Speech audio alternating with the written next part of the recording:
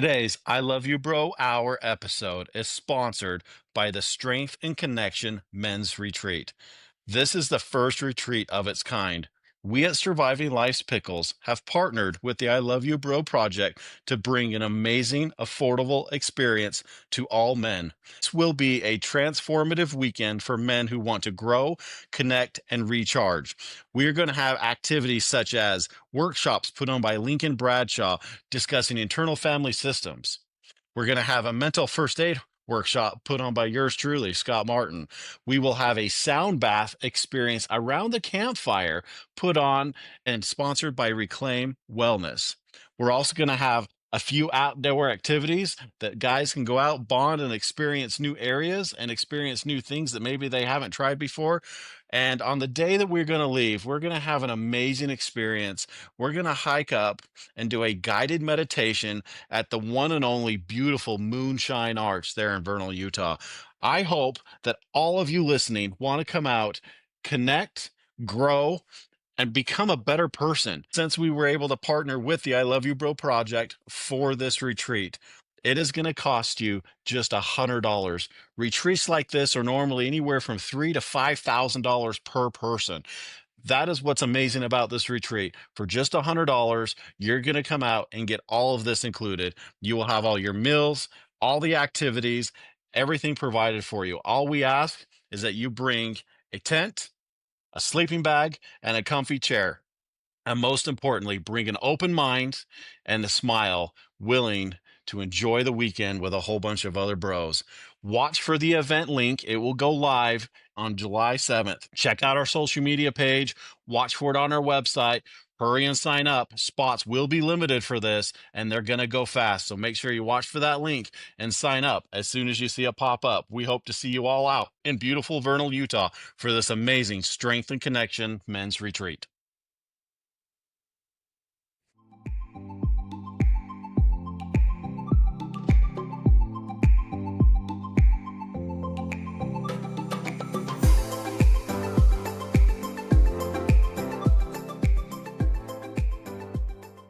Hey, everybody. Welcome back to another amazing episode of Surviving Life's Pickles. Today is one of our special edition I Love You Bro Hours, and today we're extremely excited for this edition because this is the first time that we have really talked about the I Love You Sis part of the I Love You Bro project, and we have an amazing person here, Amanda Hurst, today to help us do that. She is part of the I Love You Bro board and has been a part of it since almost the beginning. So thank you for coming, Amanda. Of course. Thank you for inviting me. And of course, as always, my beautiful wife, Hillary, is here with us as well. Hi, everybody. Before we dive into today's information and the episode, we're going to start this off like we do every single one. And we're going to start off with gratitude. And you know what? I'm going to throw it to Hillary first for gratitude today. And what are you grateful for? Today I'm going to go a little cheesy, and I'm grateful for the I Love You Sis program. It really has taught me a lot. It kind of reminds me of Al-Anon in a way, just because I come from the recovery community. But in a sense, it has really taught me a lot, and I really, really enjoy going to the groups and the women that I've met there and all of the stories that I've heard. And I'm just really grateful to be involved in something like that. So before we move on, just explain to everybody who doesn't know what is Al-Anon so they kind of have a little backstory.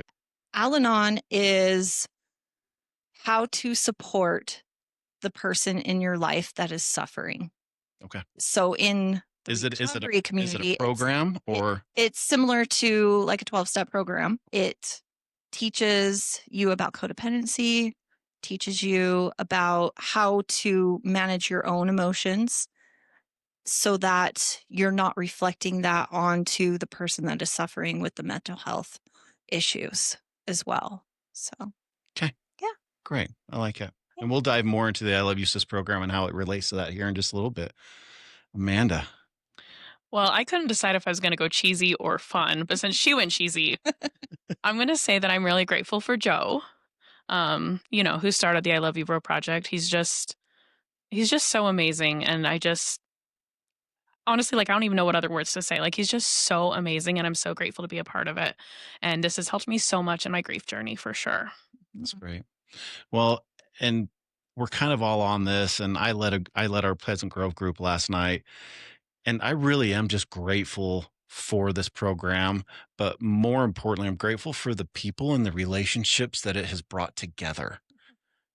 Just some of the people that early on were coming, myself included, that were really struggling, and to see what it's done to help these people. I'm so grateful to be a part of something bigger than myself, something that's bigger than all of us, where we can be a community to really support each other and just really rally around those ones that are struggling and help them through their hard times. And I'm just super grateful to be part of it and for Joe to be brave enough to jump in front and do something that nobody else was doing. Yeah. That takes a lot of courage to do something that you're not comfortable with, to do something that you're scared of Mm-hmm. and just completely out of your norm. Totally. And so, kudos to him for really getting us all together here to talk about it today. Yeah. Yeah. He's the best. So, but everybody, so yeah, it is the I Love You Bro Hour, and I'm really excited to dive in with Hillary today and Amanda and talk about the I Love You Sis program and how it supports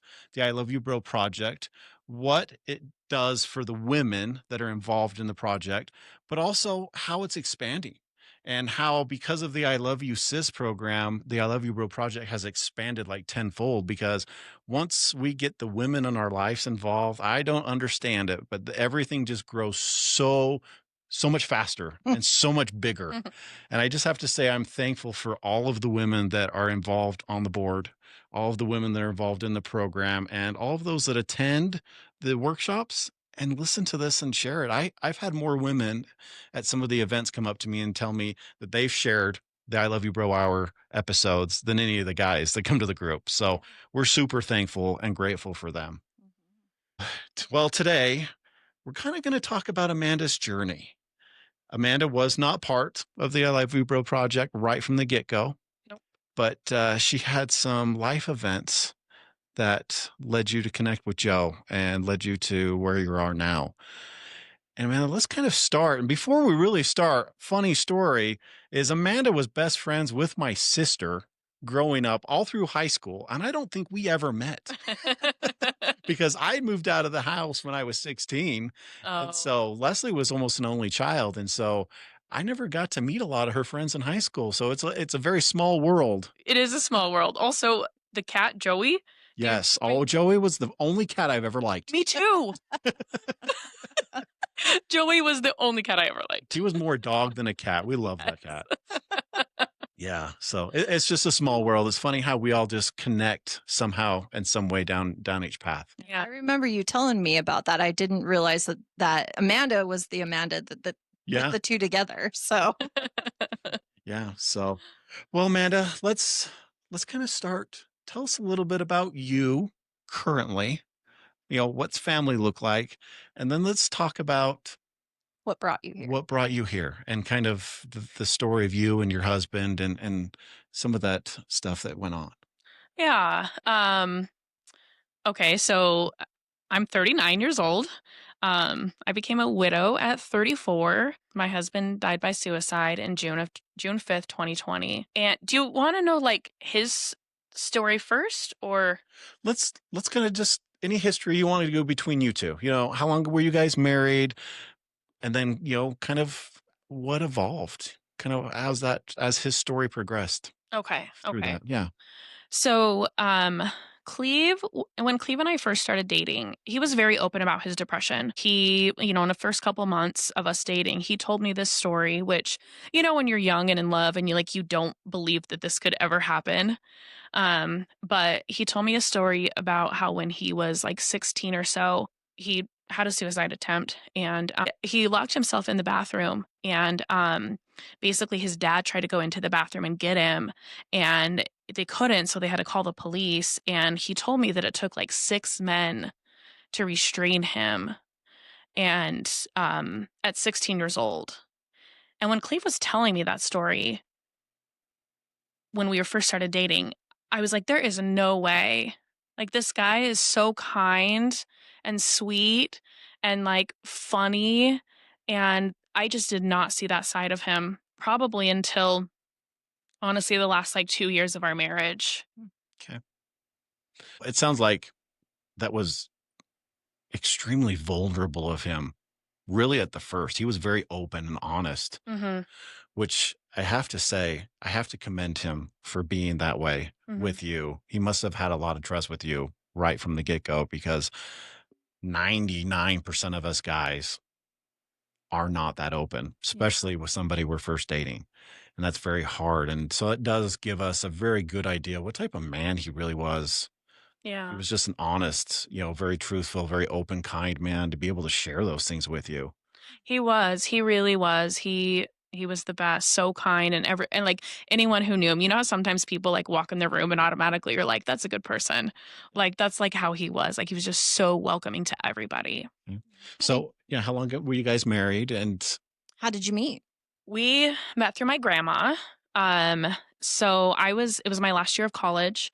And you know how when at like middle schools or high schools, like the cute little old ladies work in the cafeteria. Oh, yeah. yeah, So Cleve had a part-time job working in the cafeteria and he worked with my grandma. oh, wow. Okay. Yeah. So my grandma told me about this cute guy and of course when there's a bunch of women in their like 60s, 70s and then there's like one young guy. They all just loved him, of course. Yeah. So, So she introduced you guys then. uh-huh. Okay. Yep. Okay. And that was, you were what, 21, 22? We 22, I believe. Yes. Okay. Yep. And how long did it take? Did you guys hit it off right off? Totally. 100%. Okay. 100%. Actually, it's funny. I was thinking about this driving down today. He told friends very early on, like, I'm going to marry that girl. It took me a long time to get there, but he knew pretty quickly. So, Okay. yeah. And then we got married in 2009. I'm sorry. We got married in 2010. And yeah, for the first like 5 years of our marriage, it was great. And he had never had, like I said, I'd heard from him and a couple of his family members some stories of when he was younger. And I knew that he had gotten diagnosed actually with depression at 16. I know that his parents tried to get him help and he was very stubborn for sure. But it wasn't until we had been married for 5 years when he had his first suicide attempt with me. And of course, I was a mess. I was a disaster. I didn't think that I could like ever, move past that. We did move past that clearly. He was hospitalized and then he didn't have another suicide attempt for the next 5 years. So we were married about 10 years. He died 13 days before our 10-year wedding anniversary. And in those last couple months of his life, he had quite a few attempts. Okay. So he was really, really struggling during that time. He was. Did you guys have any kids? I didn't know. Did you guys have any kids together? No, unfortunately, we tried. Didn't work out. We have dogs. Okay. I didn't know if you did or not. So I always see you with kids every time I've seen you around, but I think they're nieces and nephews and Yeah. different things. So Kids are definitely a big part of my life for sure. Yeah. So, So yeah. okay, so you guys were married for 10 years. I mean, just shy of 10 years. Mhm. And he struggled the entire time. Yeah. You want to give, again, as much detail or history, just kind of some of the things that maybe he vocalized to you and different things that maybe he was struggling with. Again, just to paint a little bit of a picture for some of those that are listening, to give them maybe some things to watch for. Yeah. Because it sounds like he was pretty open with a lot of things with you. And maybe that can help some people with somebody who's not as open, but maybe they're seeing some of the similar signs that maybe you experienced. Yeah, totally. Um, you know, at the time of all of these things happening, I definitely noticed signs, but of course, like you never, ever, ever imagine that the worst is going to happen. And so I would see things like, for example, because he was so depressed, he had a hard time keeping a job. And he had so many jobs even before I met him during our marriage. The longest he had a job was like a year or two. Like he couldn't keep jobs. And I've had a steady job since for the last 14 years. And so there were times when I'd be at work and I was worried about him for some reason. And I would text him and he wouldn't answer. And I'd call him and he wouldn't answer. And I was starting to get anxious like all day. And I remember this one particular time, for some reason, I was extra anxious about it, but I remember driving home from work that day and he still hadn't gotten back to me.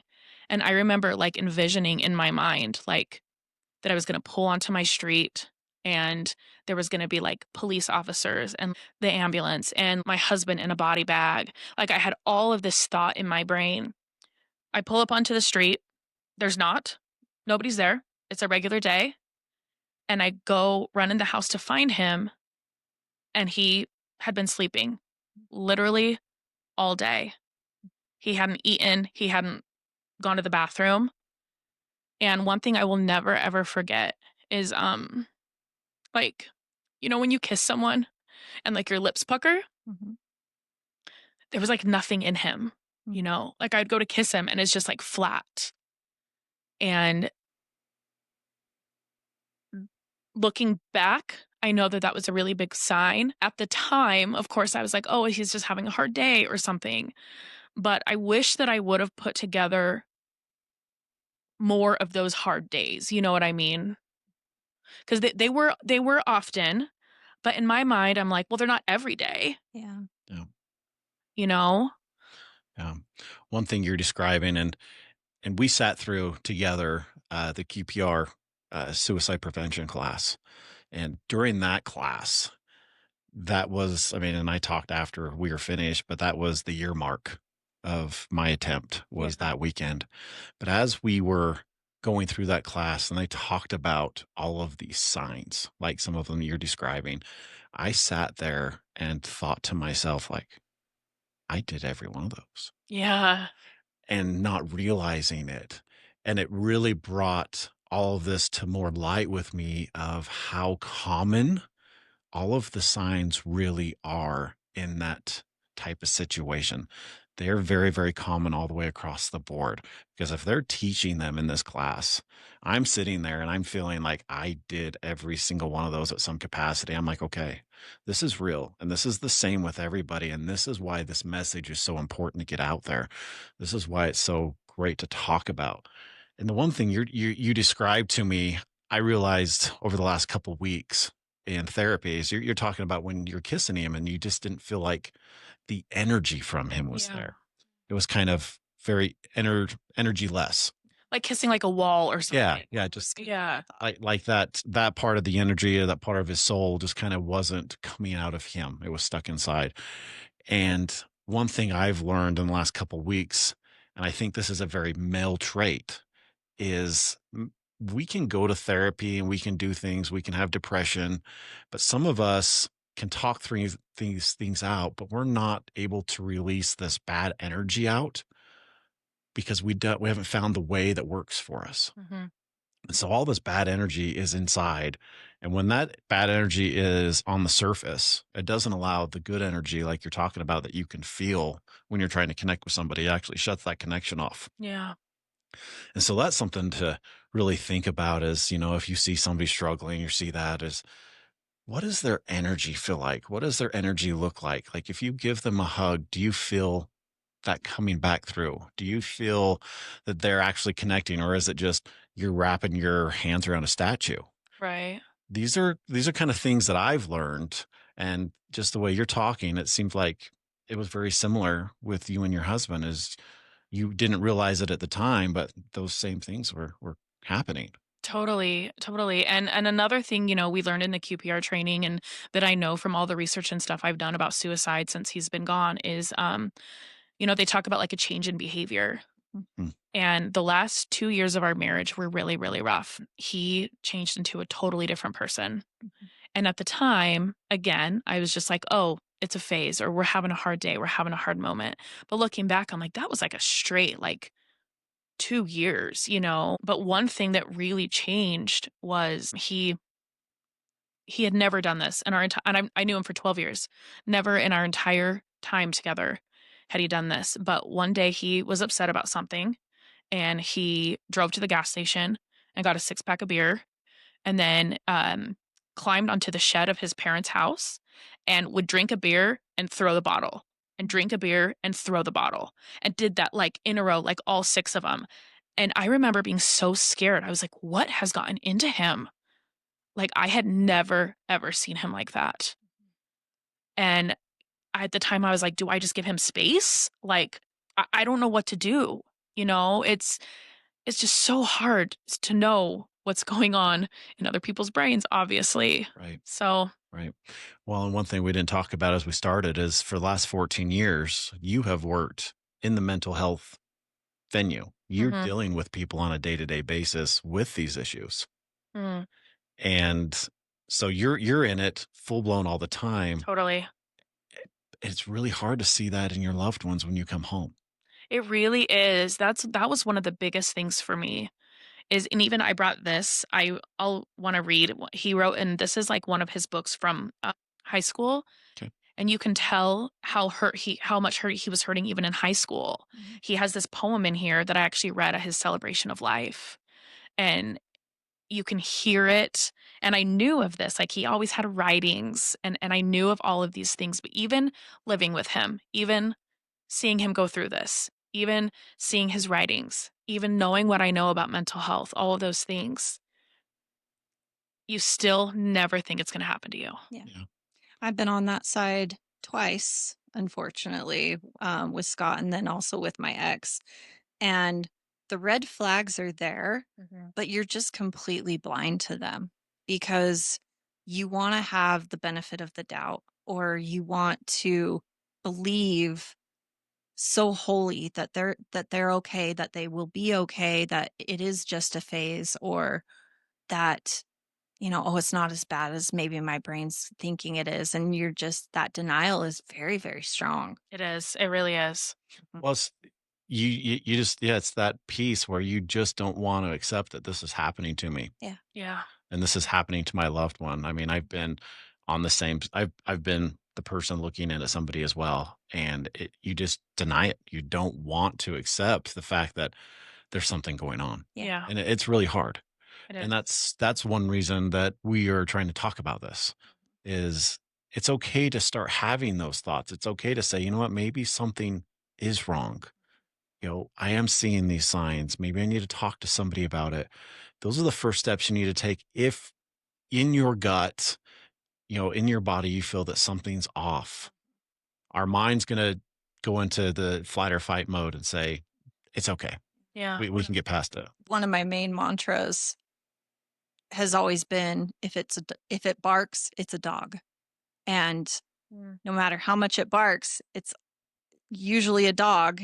And you just, I don't know why, I've always had that mantra in my head ever since even my own recovery. Well, even your dad says it all the time is if it's a duck, it quacks. If it quacks, it's a duck. And, it's the same thing. But if it's a dog, if it barks, it might be Joey the cat. Just say it.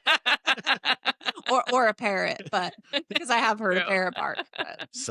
But let's dive into one of his poems, man.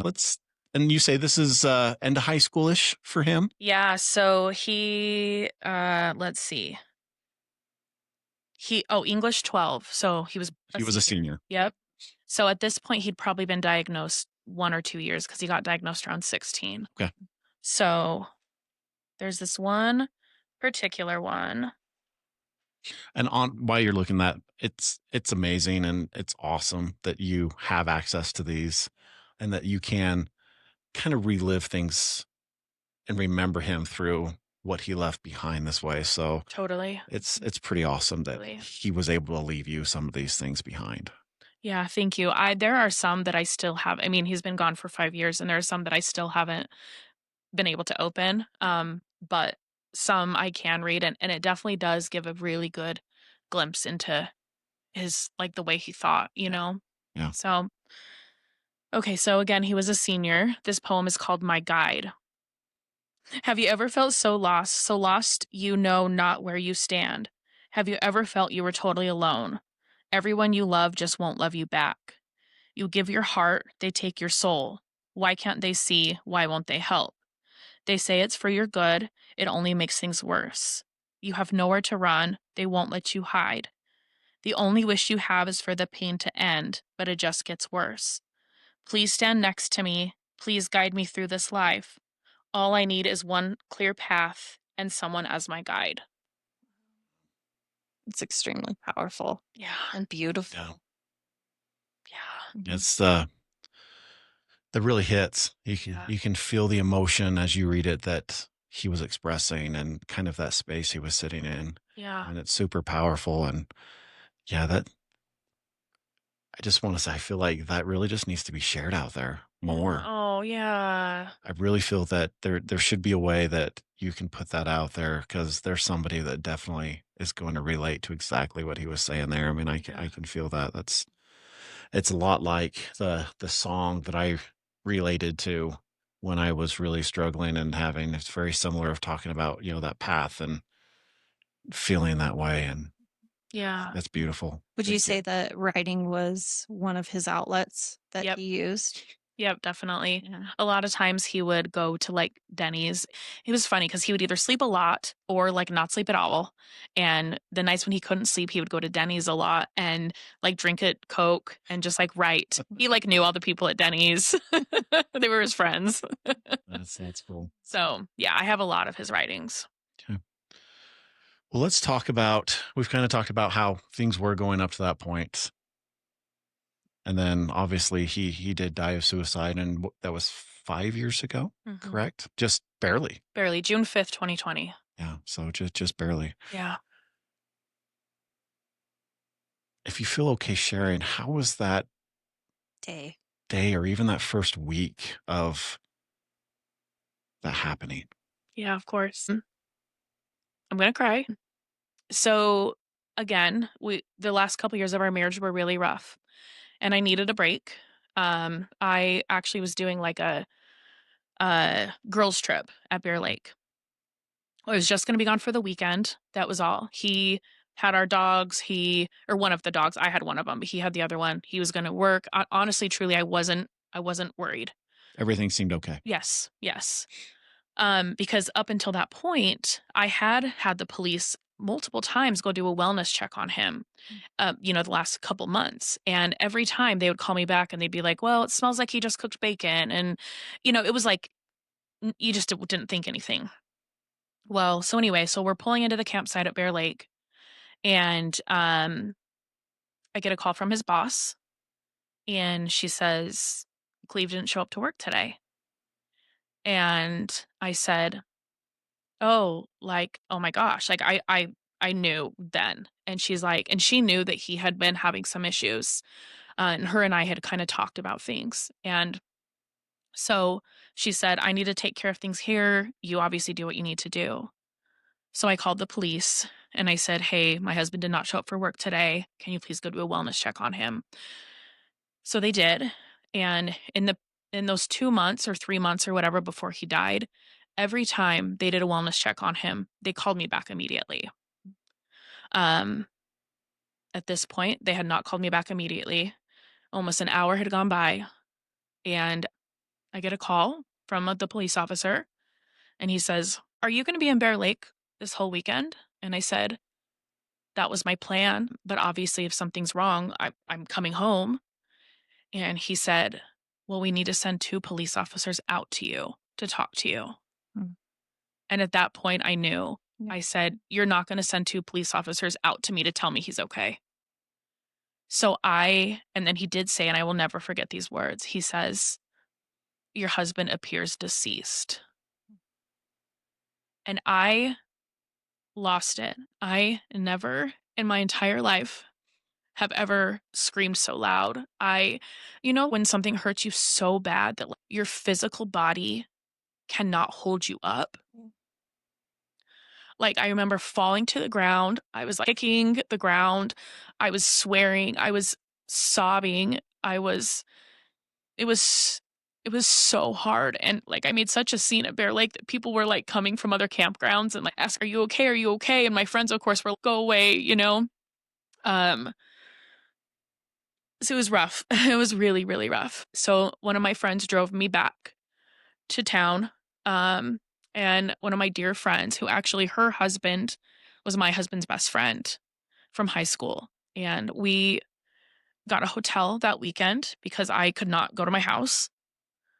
And he died on a Friday. And then I didn't go back to my house until Sunday. And before I went, people went and cleaned and took care of things so that I didn't see things. And that next week was horrible. That first week. Honestly, I don't remember truly the first year much. I remember the first shower I took after he died. And I was 34 years old. I washed my hair a lot of times in my life. And I remember standing in the shower and I couldn't remember how to wash my hair. Like nothing in the world was okay or made sense at that time. And it it sucked to say the least. So, Yeah, it's really hard. I've lost multiple friends, some of them very close, that have died by suicide. And to vocalize the feelings that you have during that time is extremely hard. And what you're saying of how really this trauma that you were going through at that point, the simplest tasks you don't remember how to do them. And for anybody who's gone through some very hard traumas and different things, I think they can relate to that, because it is that moment when you almost forget who you are. You almost forget Yeah, I think where your you're body at. and your brain just shut down into survival mode. And survival mode is breathing, eating, and sleeping. yeah. That's survival mode. And everything else just completely goes away. Yeah. Mhm. And I have to tell you, I think you're amazingly strong. I don't think that I could have gone back into the house that soon. I still can't drive by my friend's house where it happened with him. I can't even go down the street Yeah. because it brings back such just painful memories. And again, he wasn't he's just a really good friend. Yeah. So What did your support system look like during that time? yeah, Oh my gosh. I have such amazing people in my life. I have so many good friends. None of my like dad's side of the family lives here. Both of my brothers and their spouses live out of state. My dad lives out of state. They came immediately. My littlest brother, he was in the army at the time actually, and he was the best. So, you have to get like there's like only certain things that you can leave the army for, right. And for death, it's like an immediate family member. Mhm. And so since he was a brother-in-law, not like a brother, they weren't going to let him go. And he fought it and was like, "Okay, but my immediate family needs me." Yeah. You know? So people came from all over. One of my best friends from Texas immediately drove in. Um, so many. I just have such amazing people. My job was amazing. I took like a month off of work. Hmm. Um, it was, yeah, and I still have. I mean, I'm just so lucky the people that I have in my life. So you were saying that first year is really blurry. And again, anybody who's been through any type of traumatic experience, there's parts that you just don't remember, especially with grief and things like that. Like your brain shuts off some of that. But how can you describe though that year that you went through? What were you doing for yourself as far as dealing with the grief with your support system? Like, what are a couple things that really helped you through that you can remember? Well, one thing that was hard about that time is that it was also COVID.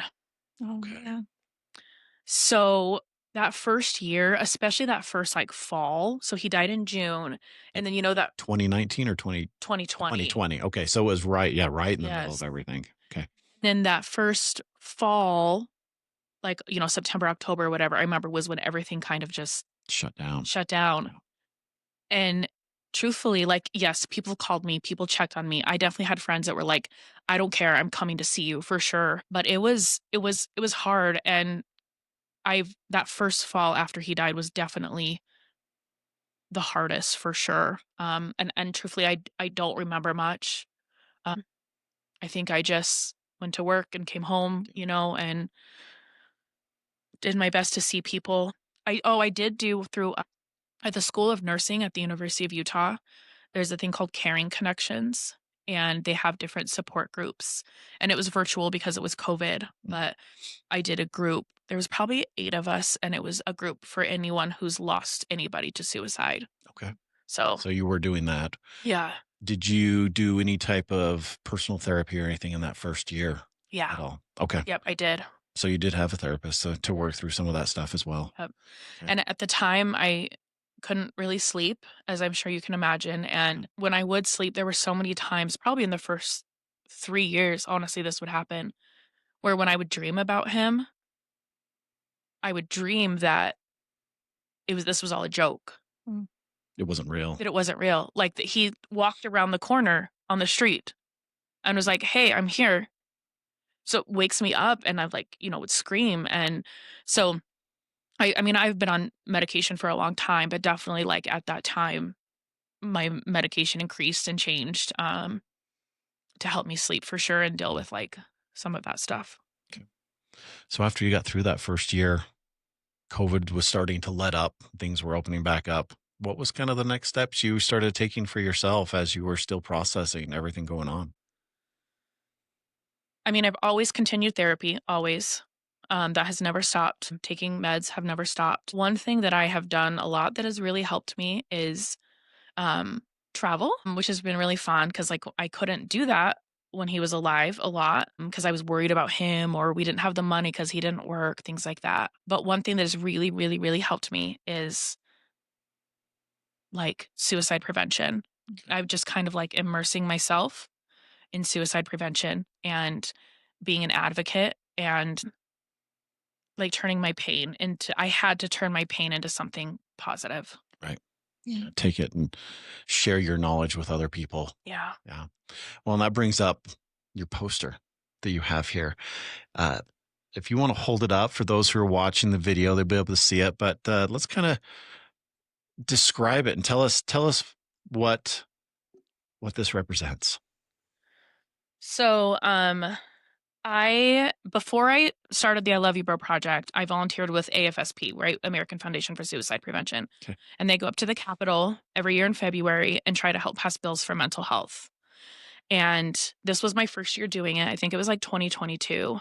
And I wanted something powerful. So I made this poster and I went up to the Capitol, talked to legislators and met a lot of amazing people. One House representative, I literally saw him yesterday. We're friends. We have each other's phone number. He's amazing. I have a picture with him. But he saw this poster and like news reporters saw the poster and stuff. And yeah, people would just look at that poster and just start crying because it's so powerful. And that was really kind of very helpful to me because what's crazy is, when you're going through something and you get used to it. And so to you, it might not seem, it's big, but like you're just so used to it. You know what I mean? But when people would just come up and just see this poster and just start crying, I was like, oh my gosh, like that's impactful. So for those listeners that aren't seeing the video, the poster has a photo of Amanda and her husband. It looks like a wedding photo, and it says how it started, June 18th, 2010. And then it goes down to how it ended. And then there is a photo of Amanda standing over her husband's casket. It says June 5th, 2020. And on the bottom, it says mental health matters. It's extremely powerful. Just, the short distance between the two photos on the poster and the difference in the feeling you get from looking at the two photos of how happy you guys were on that day and things had drastically changed on the other day with you standing there with him. It is very powerful and it's very real. And I think that's one thing that doesn't get expressed enough as we talk about, we do talk about suicide prevention. You do go to the Capitol and talk about it. You work in it on a day-to-day basis. but it's so hard sometimes to resonate the realness of how impactful something like this is on a community, on Yeah. a single person, how it will change people's lives forever. And we'll never know, you never know what they were going through at their last moments. But from the pain that I've been through and the pain that I've seen other people go through, it's so hard to vocalize how you just don't want to feel that anymore. And I think that's the realization that a lot of people don't understand if they haven't been part of that. You know, there's not one person I talk to that is not pro suicide prevention. Nobody wants to see anybody die by suicide. And most people want to help somehow. But until this feeling, this realization of this happens every single day, it's I'm a loss of words from what I'm feeling right now. I mean, the crazy thing is I'm getting ready to talk in front of a group in a couple months, and I'm starting to look at some stuff as I'm putting my speech together. And I read the numbers last week. We're in June of this year, and there was 445,000 people that have already died of suicide this year. And over 70% of those were men. Yeah. That's a big number. It's a big number. Huge number. And I, just kind of let that sit for a second. I mean, that's a big number. I mean, I think in Utah we have 8 million people Mhm. now, Mm-hmm. 9 million people as a population. So that's 1/10 of our population Yeah. in a year.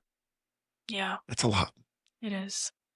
So And what was really hard is this year when I went up to the Capitol and did this, because numbers come out like usually like later, right? So they were actually doing numbers from 2020. And it is so insane when you look at those numbers and you say, my husband was one of those. Because each one of those numbers have a face. Yep. yes. Well, and we just had our annual fundraiser for I Love You Bro project, and you were in charge of the Remembrance Board. Uh-huh. And a big part of that is every one of those numbers Yeah. has a story. Every one of those numbers was a husband, was a father, was a son, a mother, somebody that somebody loved. Yeah. And unfortunately, they just didn't feel that love at that time. Yeah. So I do want to talk about, because it is the anniversary. I mean, it's not a good anniversary to celebrate, but you did something amazing a few weeks ago. I did. And I'd like you to tell everybody kind of what you did to kind of celebrate your husband and things that he loved. Yeah. So my husband got cremated, and I've had all of his ashes. And for 5 years, I never thought that I would ever get rid of any of his, release some of his ashes, because in my mind, I needed all of him with me. Like, I just wanted every single part of him with me forever. Mhm. However, and every year when the anniversary comes up, I try to do something. And this year, it just clicked in my brain. I just knew what I needed to do. And I was very, very proud of myself. So for multiple years in a row, Cleve and I would go to Moab with our dogs. He fished a lot. I would swim in the water in Ken's Lake with the dogs. We would camp, we would get fish, and then he'd cook it, gut it, do all the things. And Moab and Ken's Lake specifically, just hold a lot of memories for us. And so a couple months before this anniversary, I decided I needed to do that. I needed to go down there, and I needed to release some of his ashes. You hadn't been down there since, Nope. correct? Okay. Correct. So one of my really good friends, we went together. She knew him as well. She was the one, actually, that her husband was Cleve's best friend from high school. So she knew him really well as well. And we did a hike and looked around Ken's Lake. I tried to find the exact spot because I have pictures of me and Cleve and the dogs at certain spots. I tried to find that exact spot, but the water has so much is gone. It's so much smaller than it used to be. So where I felt like I needed to, I released some of his ashes. We hiked to the top of like by a waterfall, and I released some at the waterfall, and That's then the waterfall above Ken's Lake. yes, yes, and then I released some actually in the lake, Hmm. and it was very hard, and also empowering in a way, you know. And I don't quite know why that is, to be honest. But I look at it as I think you're releasing part of that love that he had for that place so that he can be part of that forever. yeah, Part of him will live there and have fun with the people that get to come down there. He gets to experience that. I mean, I always joke with my kids that when I turn 70, I don't want them to take care of me. So I'm going to go to Moab on the skydive and not pull my parachute because that's where I want to be. yeah. I will have to tell you, we've planned a trip, and I did not know that Ken's Lake and this place was there, but we're actually taking our older kids to go down camping for a week at Ken's Lake Oh, this year. So it'll be a little special for us to be able to, To see it, and Yeah. to experience that. experience that and think of you and your husband while we're down there. So I Thank appreciate you you. sharing that. Yeah, thank you. So, Cool. well, let's kind of talk now a little bit, Amanda. The I Love You Bro project. Again, you said you were working with AFSP Mhm. before. How did you find Joe in the project? How did that story come about? And then how did things evolve with you and jumping on the board and really diving in and be a big part of what we do? By total chance, it actually worked out so well. One of those things that's like, okay, this was meant to be, you know? So someone that I knew from high school is a realtor, and the I Love You Bro project probably hadn't been around too long, to be honest, at this point. I don't even think a year. And Joe had gone to talk to these realtors, and my friend posted about it. And being the advocate that I am for men's mental health and stuff, I was like, oh, let me look into this. So I looked into it, and I just messaged Joe. And I was like, hey, like, you don't know me, I don't know you, but I would love to be a part of this. My husband died by suicide. This is something that is very, very close to my heart. And I said, if there's ever anything that you need help with, please let me know. And he messaged me back and is like, oh, yeah, there's definitely things you can help with. And then I met Joe, and I helped with, I mean, so many things. And then one day he asked me about being a board member, and I just love it. I just love being a part of it so much. So yeah, so Joe and I have just kind of probably like a year and a half, maybe, Okay. grown our relationship.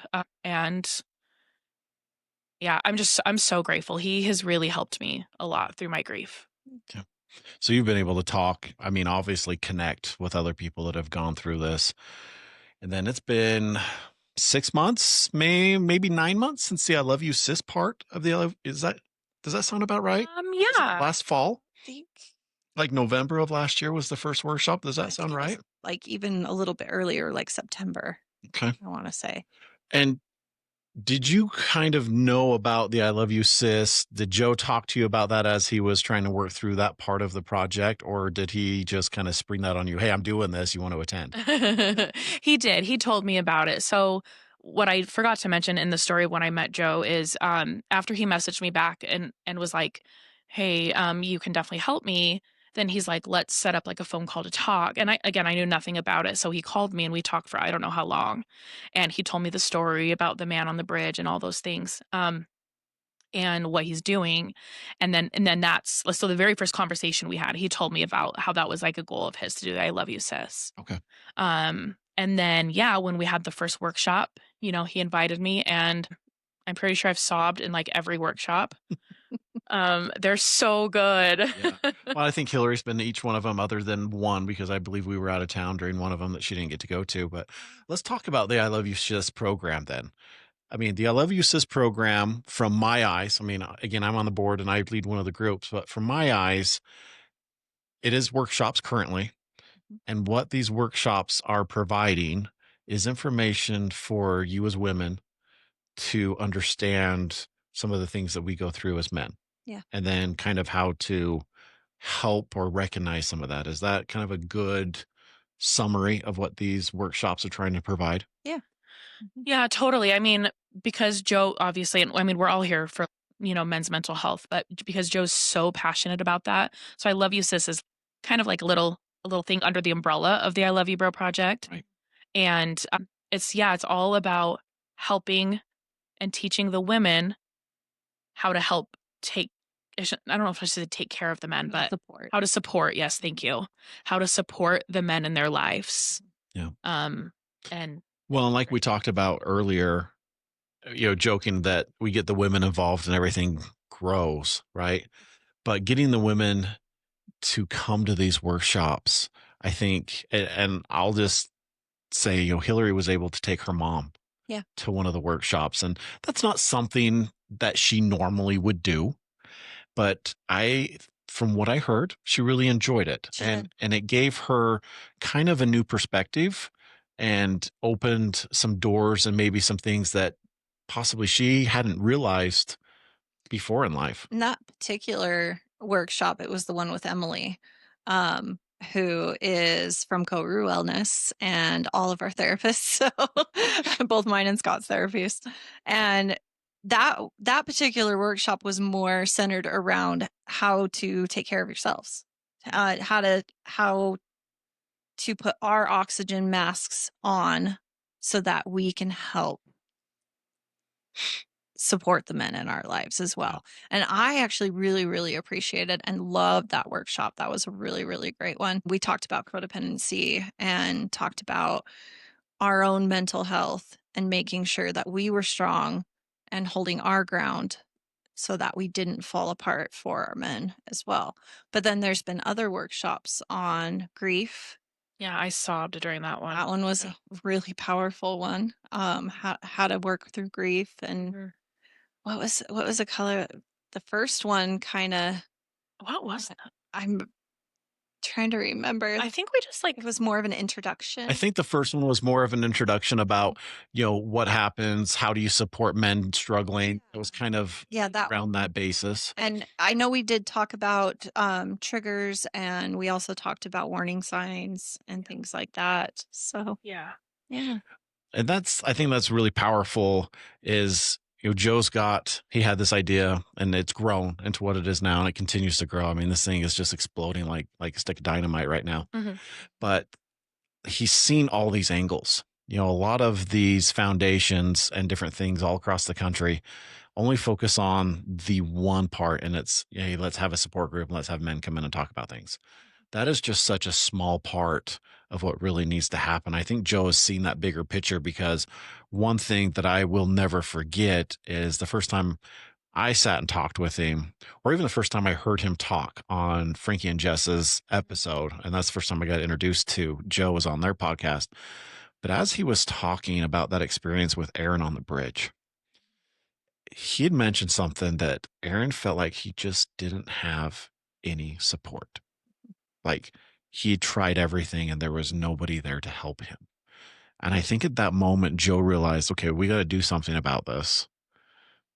But it wasn't just, hey, we're just going to have support groups. It's like, okay, there's people behind these people that are suffering, and we need to help teach them how they can be more present and how they can help these people that are struggling in their lives. And I think that's where the I Love You Sis idea was born. Yeah. Was from that. The other thing that will be coming out, and I don't know the time frame, and we've talked about it in the board meeting, is the I Love You Little Bro program. Yeah. And that's going to be for adolescents, I believe, 14 and older, 14 to 18. And again, it's going to be that support. It's going to be some workshops. It's going to be some activities for kids that are, 14 to 18, because, and I hate to even talk about this, but this year in St. George, there have been more teenage boys, or more teenagers, period, that have died in the first 6 months of this year by suicide than any other method. And the last number I seen, I think it was 17 this year alone in St. George. And so that age group is really struggling. And I think that's the next step is, okay, we've got some foundational stuff with our support groups, with the workshops, the I Love You Bro workshops, where we're learning a lot of the similar things you learn in the I Love You Sis workshops. And then the I Love You Sis workshops, which are teaching the women in our lives how to better help and understand and take care of themselves.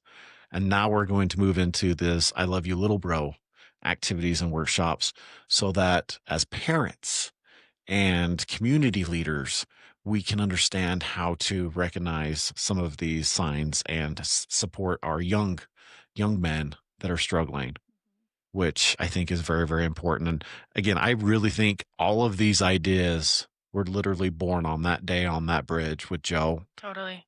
but none of them, they were just all jumbled together. It took a little bit to manifest them out, but all of these ideas were there of we need to do this, this, this, and this, and this. And it's just taken some time to get them all out of his head. Yeah, totally. And Joe told me the other day, I didn't realize this. This is so awesome, but he told me that his goal is to get a men's support group within like 10 to 20 minutes or something of every man in Utah. Yes. And then after that is when he's like, then I'll, Try to branch out. yeah, and do like I Love You Sis and have like support classes and support groups for women. Right. Yeah. The goal is to have a support group one day a week within a 20-minute driving distance of every spot in Utah. That's a lot. That's a lot. But Especially in those rural areas. but we're growing. Yeah. Yeah. Kaysville opens next week. Yep. That is group number 6. Logan is being worked on right now. St. George is being worked on right now. So all these are in the fire. We've got a lot of amazing people that are just reaching out and saying, we want to be part of this. Yeah. How can we help? How can we start a group in our area? Which is just awesome. It was interesting. I was out in Vernal this week and I was talking to a couple of good friends of mine out there, and they've been listening to the podcast, and the one friend had mentioned it to his daughter's boyfriend, and they live here in Utah County. And I guess he's been struggling. He didn't know, but they were just having a conversation at dinner, and he kind of mentioned, hey, I'm listening to this and information. Well, that guy now is attending our groups and absolutely loves it. He's a 22-year-old young man, and he's attending one of the groups here locally and says it has helped him a ton. So it's amazing how many people all across the state that this is touching. Yeah. This is reaching. It is amazing. Even from the first Forge Through Fire event, which was last year, right? Just to see how much it grew just this year. I'm like, if Joe can do that in 1 year. What's it going to look like? Exactly. Well, and I made the statement, and I'll stand behind it. I made the statement that in 5 years, on the 5-year anniversary of that fundraiser, it's going to probably be held in like BYU football stadium. Yeah, seriously. Knowing Joe, right. he'll get some connection, have it held in the football stadium, and have that stadium like half full. Right. So, and that's what we can hope for, at least, because that means, what, we've touched that many people, and that many more people here locally are getting involved, which is amazing. And are getting help. Yeah. Mm-hmm. Yeah, totally. So you've been through a lot in the last 5 years. I have to tell you, I wouldn't know it talking to you today and even meeting you the first couple times. Yeah, thank you. You're strong, and you've come out of this very strong and very positive, and you're so driven to share this message and to help others. And so I want to really thank you for what you're doing and commend you for being this light for the people who need it. Because of that, is there a few things over the last couple of years that you have learned that you wish somebody would have helped you out earlier on that you would love to share with somebody? Like helped me earlier on in my grief journey? In your grief journey. What have I learned the last couple years?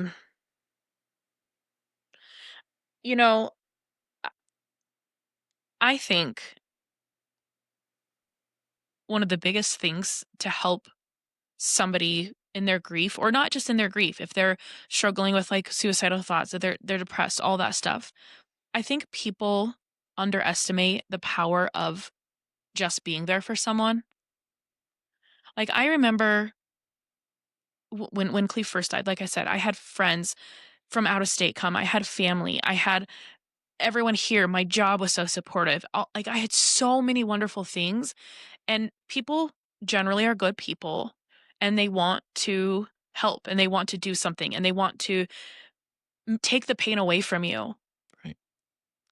And I get that that's natural, you know?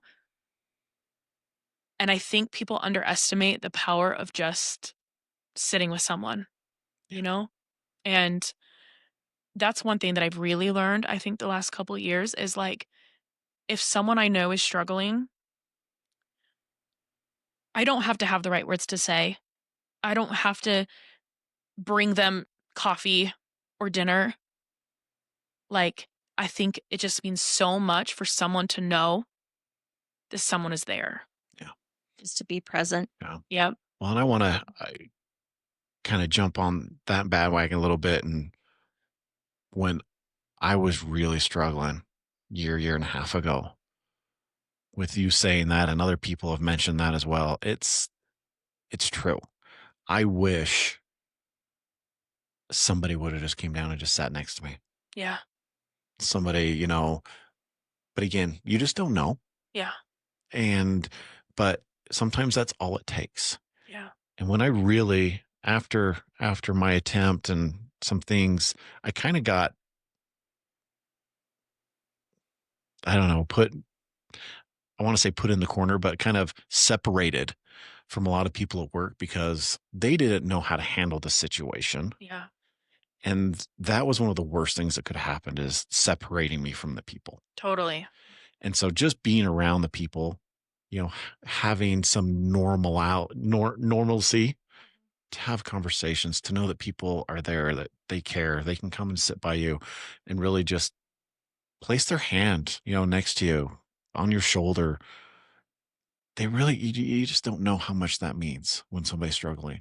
It's so true. And when I think about the last, couple of months of Cleve's life, another sign that they talk about that we've learned in workshops and that I've learned in all the things is like when people start to withdraw. And Cleve over the years he only had like a handful of friends. He was one of those people that had like a couple really good friends, didn't have like 40 friends, you know? Mhm.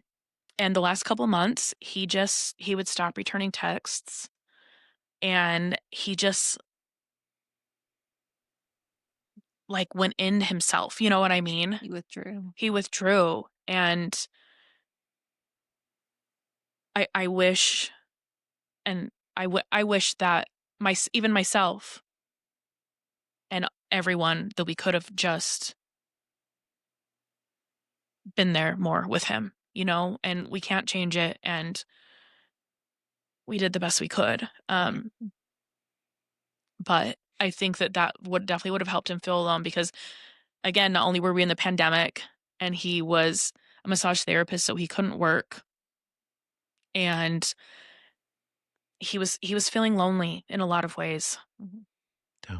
So just that touch, and that's kind of your big recommendation, is just be there for somebody. Yeah, totally. You don't have to have the right words. Nope. They just need to know that you're there. Yep. Yeah. Okay.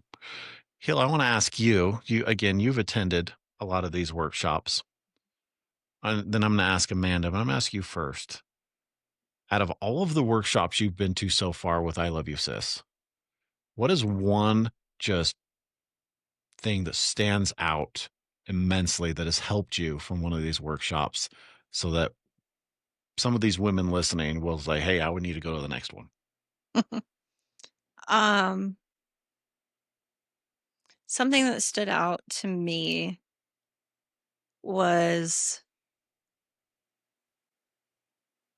ironically just the connection of the other women, knowing that a lot of these other women had been through what I had been through, and that we could lean on each other and support each other and hear each other out through that. That alone was huge to me and made me want to keep going. Um, I am an avid student. I love to learn and I love to help.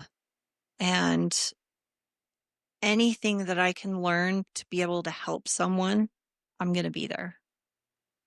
So that for me, I think is the biggest thing of why I want to continue to keep going to the I Love You Sis and why I want to be involved. I love that. I love that. Okay, Amanda, same question. What stands out to you out of all these workshops? What's one thing that you can voice that to another woman to convince her to come to the next one? That connection is really good. I mean, it's so true. One thing I really like about the workshops is the people who do the workshops, they're like therapists, right? They definitely the one on grief was two people who have lost their spouses and then they got married years later. So one was a widow, one was a widower, they got married, and their experience professionally and personally, it was just amazing to hear, you know? And I think the connection is so good and it's so nice to be in a space where we all know that we're fighting for the same thing, you know? Because we live in this crazy world. There's so many bad things happening and but when you're in there, you're all on the same page, you know? And I love that, and it's all to help the men in our lives, help us help the men in our lives. And educate the community and bring more awareness. Totally. When you said something that just kind of clicked. So Jason and his wife, Yes. they're amazing. Jason's our board clinician for the project. But in the project, and this is something I have never realized until right now, every therapist, every group leader, every board member that is part of this project may not have professional experience. A lot of them do, but every single one of them have that street cred experience. Yeah. They have been through it on some form, some way, somehow. They can connect to everybody that is part of this because they have lived it. I think that's what's the most special part about this project is everybody that has come together to help build this and everybody that attends and everybody that this makes this what it is, they have all been through some sort of this. Yeah. They're not just, hey, I went to school, I know how to do this. None of them. Every single one of them. We have a couple therapists that just come to my group just because that is their release. They need the group for them. Yeah.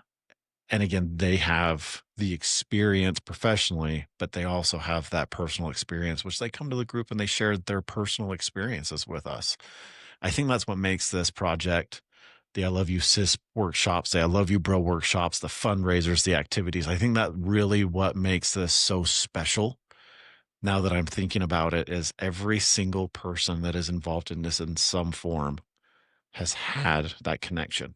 And they're just so passionate. And very passionate. And I think that's why we all enjoy it. I think that's why it's very close to everybody's heart that is part of it. And I know that's a big part of the reason why we decided to do the I Love You Bro hour is to bring that message out to people to, again, another avenue.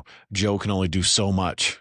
Right. And this is one area that we felt we could take some relief off and put it out there in the world with this. And it's been pretty powerful, the people we've been able to reach and do. And that's awesome. Now that I really think about it, that everybody that comes has had that experience. And that's the connection. That's that human connection part that Hillary was talking about and you were talking about that makes it, I almost want to say enjoyable. Yeah. But it's created a community. It really has. It's this whole new community that we can be a part of outside of our neighbors and our family and your personal community that you have. It's just broadened things so much and brought in so many connections and friends and chosen family. Well, and you say that, and just today, I don't remember her name because there's so many of them, but one of the main anchors from Fresh Living Utah she posted on her social media wearing her I Love You Bro shirt. And you just see it and it just makes me smile. Or it makes me just that you get that warm feeling because it's like, you know what?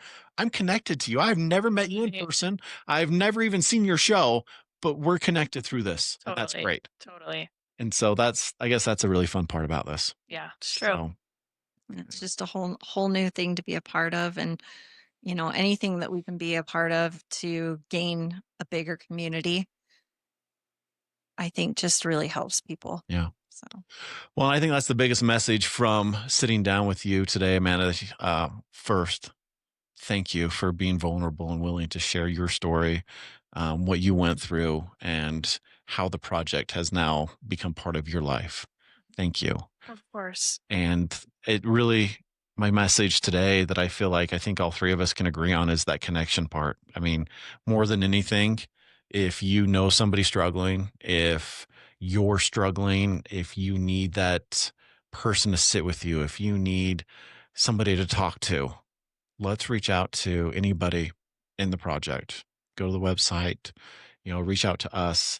I think that is the biggest message is we're a community. We're here to support each other. We're growing, and it's just something amazing to be a part of. it is. It is. So, well, before we end this episode, Amanda, we're going to try something new with you. I'm nervous. So we've come up with a couple what we're calling our ending pickle questions. Okay. And I'm going to go ahead and ask you the first one. We'll ask you two questions. The first one I would like to ask you is over your lifetime, you meet a lot of new people for the first time, right? It's that first impression thing. Mhm. What would you really like people to walk up and ask you during that first impression that you could tell them about yourself? What would that question be? If someone asked me any question, Mhm. the stranger, A stranger, first time you're meeting them, what would you like them to ask you that you could tell them about yourself? ooh, that's a good question. Something to make you think. I know. Well, I mean, just because it's on my mind right now, because we were just talking about the people and the passion, but like, I think the question of what are you passionate about or most passionate about, I think that tells so much about a human, you know? I would 'Cause- completely agree. Yeah. Mhm. Because like if someone said, what's one of your biggest passions? I would say suicide prevention, men's mental health, you know? And that even without telling my story, that tells something about me, Right. you know? It's up a whole new conversation. I love that. I Yeah. love that. All right, Hill, what's your other question you have for Amanda today? I think this one could be very powerful for you in many ways. How can one single moment have the power to change everything? How can one single moment have the power to change everything? I guess I don't fully understand that. Like, Well, I guess almost reword it.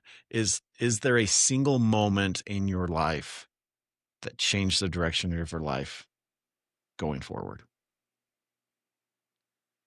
I mean, definitely when the police officer said, "Your husband appears deceased." I will never forget that moment. I will never forget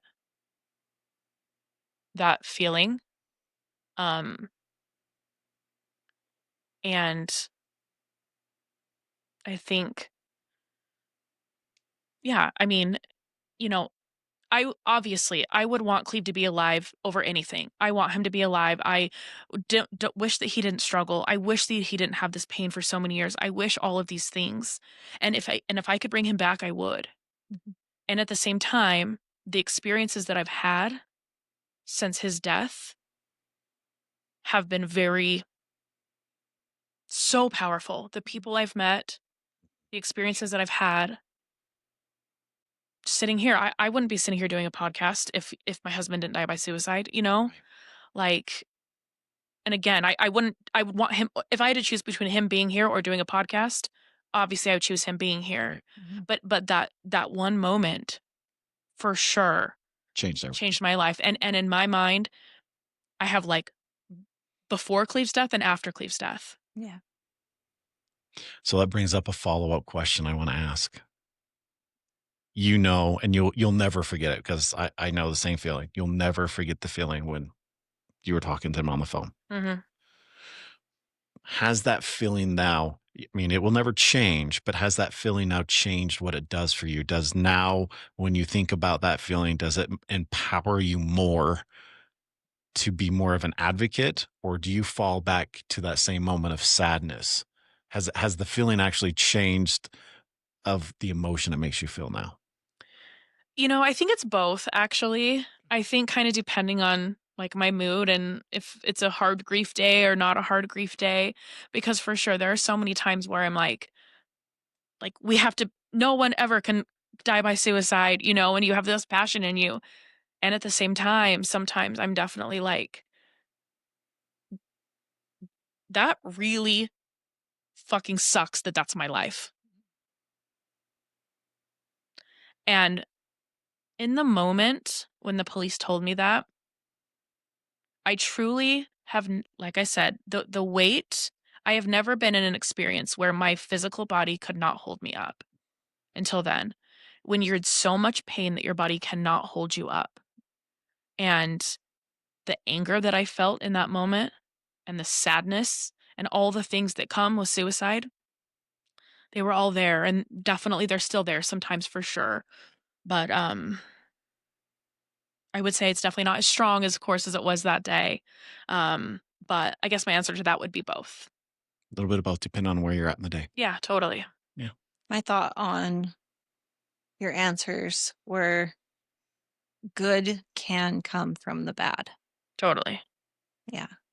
That it doesn't always have to be all bad, that if something bad happens to us, something good can still come out of that. Yeah. So Totally. And one thing that I really like is, I'm very open on social media about Cleve and his story and my story. And every time I post something, I'm always like, is this too much? Do people get sick of me? Like all these things. But I cannot tell you, every single time I make a post about Cleve, I get messages, I get comments, I get text messages. People always are like, thank you. And I think about that sometimes and how much I've helped people, even not trying, just posting on social media about it. Yeah. Well, and I have a final thought as we go. Hillary was saying that good things can come from the darkness, and we just finished the Forge Through Fire event. And the thoughts going through my head is, it is fire season. We've had a couple fires here this week in Utah, but after a fire burns down everything, and in our lives as a traumatic experience really burns down everything we know as normal, there's always that seed that grows from that. Yeah. There's always that start of something new and something beautiful that grows from something so tragic. There's always that new beginning. And so my message to everybody listening is the I Love You Bro Project is here to help you through that fiery time. And we're here to celebrate when that new birth and when these things start to evolve for you. It doesn't matter what stage of your trauma, what stage of your grief, what stage of your depression, any of those things is going on in your life. We want you to come and be part of the group and share, listen, connect with other guys, connect with the women at the I Love You Sis workshops. We've all been through that fire. We've all burned down certain parts of our lives. But all three of us sitting here today have grown from those fires. And you two are much more pretty than I am out of my fire, but we've all grown to something stronger, something more loud, and being able to help others as they're going through theirs. So I guess that's my final words for today is, just like you, Amanda, let's push through. It's going to be hard, but there's so many avenues and so much help. And the I Love You Bro Project, the I Love You Sis workshops are just a small portion. Again, everybody, if somebody's struggling in your life and it's an immediate need, call 988. Yeah. And I will always say this again, if you have somebody in your life like Amanda did that's struggling and you're going back and forth, I recommend you call 988 just to talk to them, because if you'll have that conversation with them now when something stressful is not happening, you'll understand how they can help you when that moment comes. And they are absolutely wonderful. I tell all my guys in our group to at least call 988 once, because they will sit and talk to you on the phone about, this is how we do things. This is what the steps are. This is how we can connect with you. This is how we can respond. They'll walk you through that whole process before you get to that traumatic event. So you're kind of preparing. And that's one thing we teach in our mental health first aid classes, is you want to be prepared for the event as much as you can. And that's one way you can be prepared, is call 988, have that discussion with them now, so you can kind of know what's going to happen. They're a resource that is around 24/7. I have personally used them more than once, and they respond within an hour, if not sooner, if you need them there. They send out therapists, they send out an ambulance, they send out whoever fits the situation the very best to come help you through it. And they're all over the state of Utah. In some of the rural areas, it takes them a little bit longer to respond, but they are available. 911 is always an option if somebody is, in a life-threatening situation. Definitely call them. If somebody's just struggling and you need to reach out for some help, get a hold of Joe through the website. Reach out to us through our website. We'll connect you with some people. There's lots of support. What other avenues can people reach out to if they're struggling? I know you've been in it for a long time. Yeah, totally. I mean, obviously, 988 obviously is, I love that when that changed. So great. 911, of course, also. So I work at Huntsman Mental Health Institute. You can come in and as like a walk-in in the assessment center. That is helpful. And the new CCC. Why can't I think right now what it stands for? Now it's going to bug me because I'm on the spot, but I think, isn't it Critical Crisis Center? Yes. Yes, the CCC, Critical Crisis Center. And that's for Salt Lake County, and in Utah County, it's the Wasatch Mental Health Center. Yes. And I don't know about the one here in Utah County, but the one in Salt Lake County, they don't deny anybody. You can walk in. Right. The same thing here in Utah County. As long as you show up, they will take you in and do an assessment and help you where you're at. So. Awesome. But I mean, those are some resources for everybody out there. Again, we cannot do this without you. We appreciate and we are so grateful for every single one of our listeners, every single one of our family and friends. I know that every one of you listening has somebody in your life that has struggled. Share this episode with them. Pass it on to a friend, a family member, a coworker. Share this message. Put it out there. Connect them to a community that is willing to help them wherever they're at. We'll meet them where they're at and help them through it. So please share this episode. Comment on the episode. Check us out on social media. There's a lot of great things happening with the I Love You Bro project. So keep an eye out for those as we announce new groups and everything. And again, Kaysville starts this week on July 2nd. So if you live in northern Ogdenish area, go check out the Kaysville group on July 2nd of this week. It's going to be amazing. I'm super excited for that group. And again, thank you for tuning in, and we will see everybody next time. Thanks, everybody. Thank you.